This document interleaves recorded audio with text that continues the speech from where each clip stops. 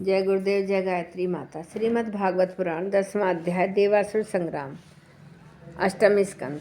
श्री सुखदेव जी कहते हैं कि परीक्षित, यद्यपि दानव और दैत्यों ने बड़ी सावधानी से समुद्र मंथन की चेष्टा की थी, फिर भी भगवान से विमुख होने के कारण उन्हें अमृत की प्राप्ति नहीं हुई। राजन, भगवान ने समुद्र को मथकर अमृत निकाला और अपने निज जन देवताओं को पिला दिया। फिर सबके सब देखते वे गरुड़ पर सवार हुए और वहां से चले गए। जब दैत्यों ने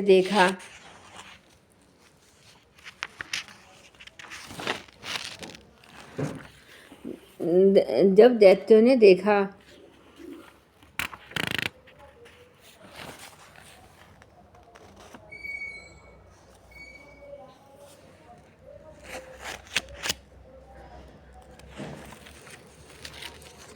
कि हमारे शत्रुओं को तो बड़ी सफलता मिली, तब वे उनकी बढ़ती सह न सके। उन्होंने तुरंत अपने हथियार उठाए और देवताओं पर धावा बोल दिया।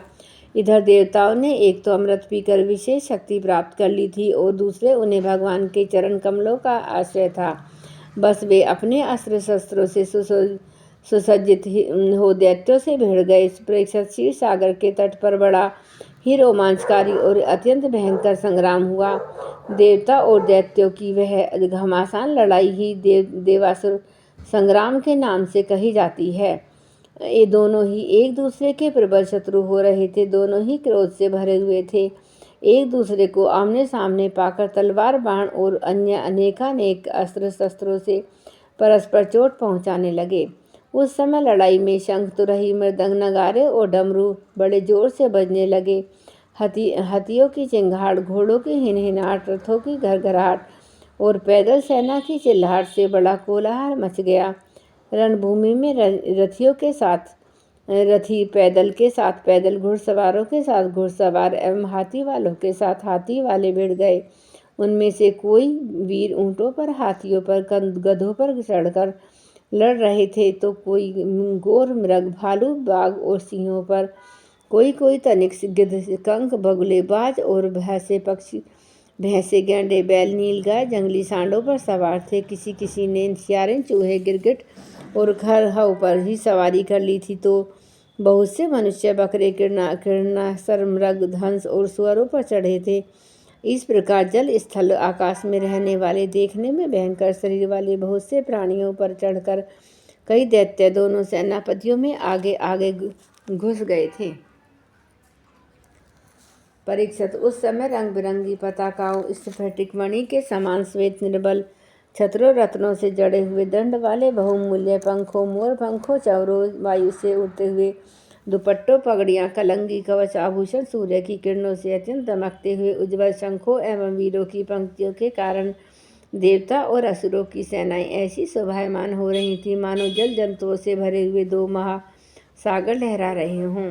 परीक्षित, रणभूमि में दैत्यों की सेनापति विरोचन पुत्र बलि तथा दानव के बनाए हुए वह नामक विमान पर सवार हुए। वह विमान चलाने वालों की जहाँ इच्छा होती थी वहाँ चला जाता था। युद्ध की समस्त सामग्रियाँ उसमें सुसज्जित थीं। परीक्षित, वह इतना आश्चर्यमय था कि कभी दिखलाई पड़ता तो कभी अदृश्य हो जाता। वह इस समय कहाँ है, जब इस बात का अनुमान भी नहीं किया जा सकता, तब बतलाया तो कैसे जा सकता है। उसी श्रेष्ठ विमान पर जाकर बलि सवार थे। सभी बड़े बड़े सेनापति उनको चारों ओर से घेरे हुए थे। उन पर श्रेष्ठ चमर डुलाए जा रहे थे और छत्र तना हुआ था। उस समय बलि ऐसे जान पड़ते थे जैसे उदयाचल पर चंद्रमा।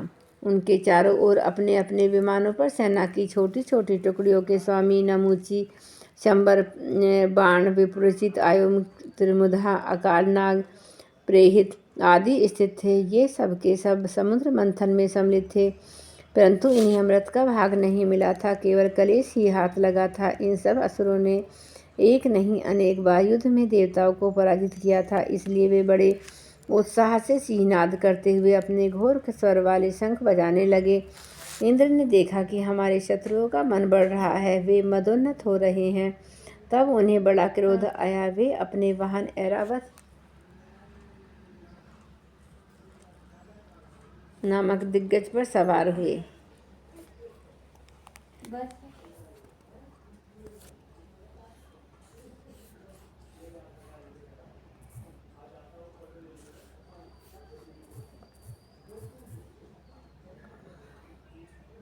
वे अपने वाहन ऐरावत नामक दिग्गज पर सवार हुए। उसके कपोलों से मद बह रहा था, इसलिए इंद्र की ऐसी शोभा हुई मानो भगवान सूर्य उदयाचल पर आरूढ़ हो, उसमें अनेकों झरने बह रहे हों।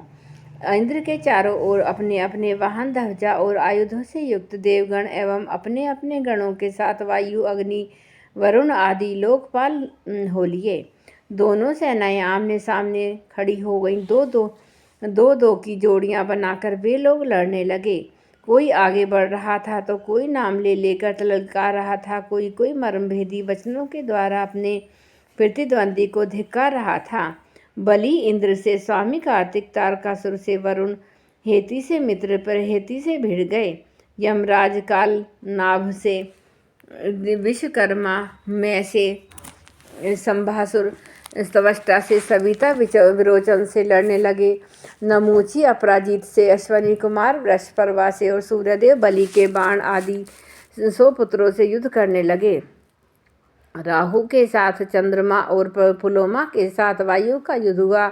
भद्रकाली देवी निशुंभ और शुंभ पर झपट पड़ी। परीक्षित जंभासुर से महादेव जी की, महिषासुर से अग्निदेव की तथा वातापी तथा इलवत से ब्रह्मा जी के पुत्र मरीच आदि की ठन गई।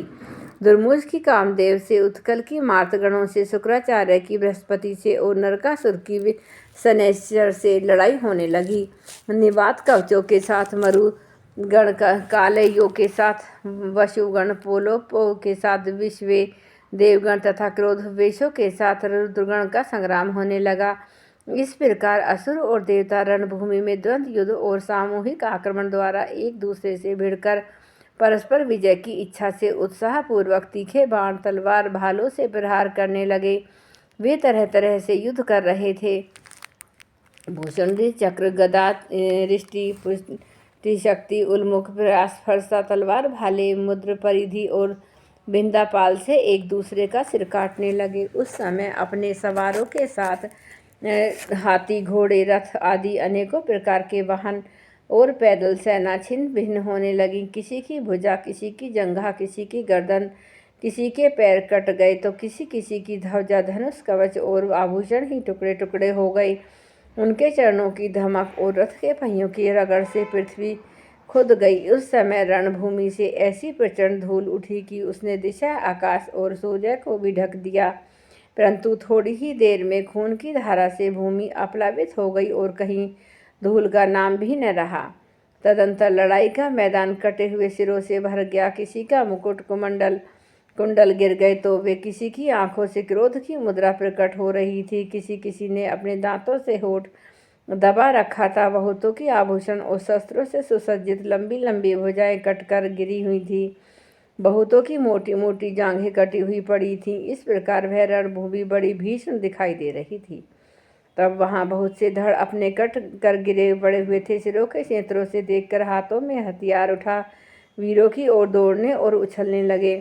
राजा बलि ने 10 बाण इंद्र पर, 3 उनके वाहन ऐरावत पर, 4 ऐरावत के 4 चरण रक्षकों पर और 1 मुख्य महावत पर, इस प्रकार कुल 18 बाण छोड़े। इंद्र ने देखा कि बलि के बाण तो हमें घायल करना ही चाहते हैं।